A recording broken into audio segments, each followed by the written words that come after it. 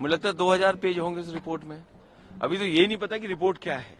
जो ड्राफ्ट अगर इतनी जल्दीबाजी है तो आज प्रधानमंत्री जी आ रहे हैं, भंग कर दें, दोबारा चुनाव हो जाए पूरे देश का एक बार।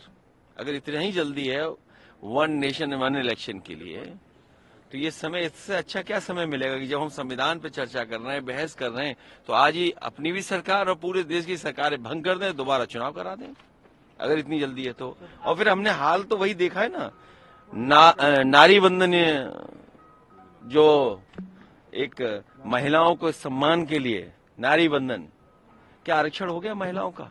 और याद कीजिए कब फैसला लिया था सरकार ने। इसलिए आप उनके जुमले में मत उलझिए, वो आपको हमको उलझाना चाहते हैं।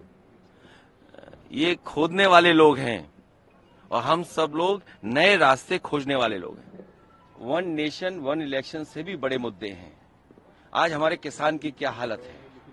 दिल्ली के बगल में नोएडा के हमारे किसान अपनी मांगों को लेकर के सरकार के खिलाफ आंदोलन कर रहे थे, उन्हें जेल भेज दिया गया है।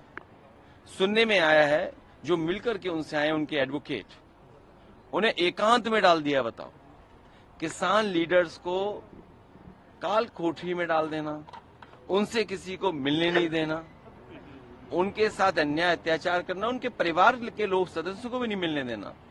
सोचिए, दिल्ली के बगल में अगर किसान अपनी मांगने आए तो उनके साथ ऐसा व्यवहार उत्तर प्रदेश की सरकार कर रही है।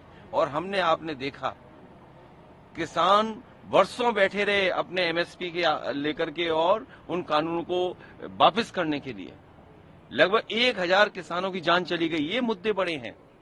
आय दोगुनी कहां हो गई? और फिर सोचना चाहिए हमें और आपको, जब संविधान पे हम लोग चर्चा कर रहे हैं, दुनिया में हमारा देश आगे बढ़े, हम सब चाहते हैं। सब सरकारों का योगदान है देश को खुशहाल बनाने में।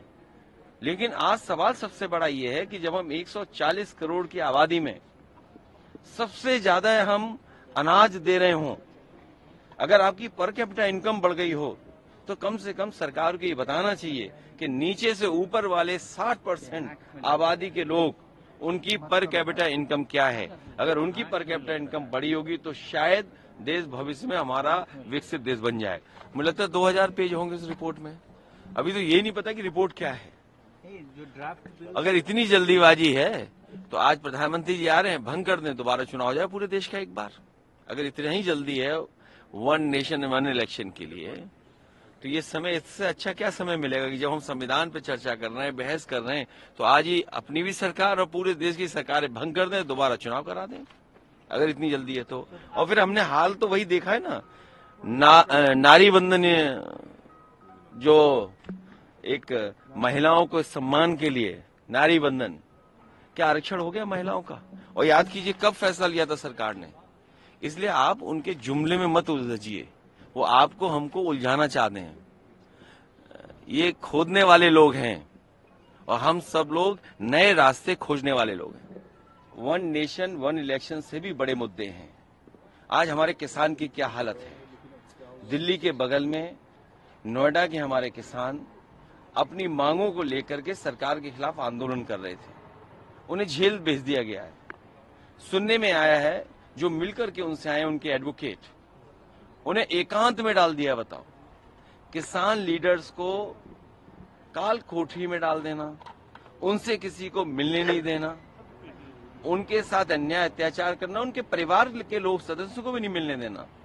सोचिए, दिल्ली के बगल में अगर किसान अपनी मांगने आए तो उनके साथ ऐसा व्यवहार उत्तर प्रदेश की सरकार कर रही है।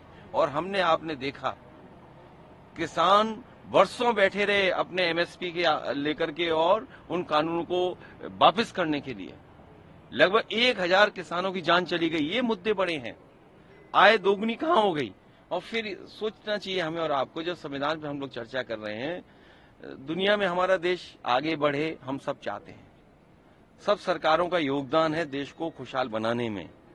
लेकिन आज सवाल सबसे बड़ा ये है कि जब हम 140 करोड़ की आबादी में सबसे ज्यादा हम अनाज दे रहे हों, अगर आपकी पर कैपिटा इनकम बढ़ गई हो, तो कम से कम सरकार को ये बताना चाहिए कि नीचे से ऊपर वाले 60% आबादी के लोग, उनकी पर कैपिटा इनकम क्या है। अगर उनकी पर कैपिटा इनकम बड़ी होगी तो शायद देश भविष्य में हमारा विकसित देश बन जाएगा।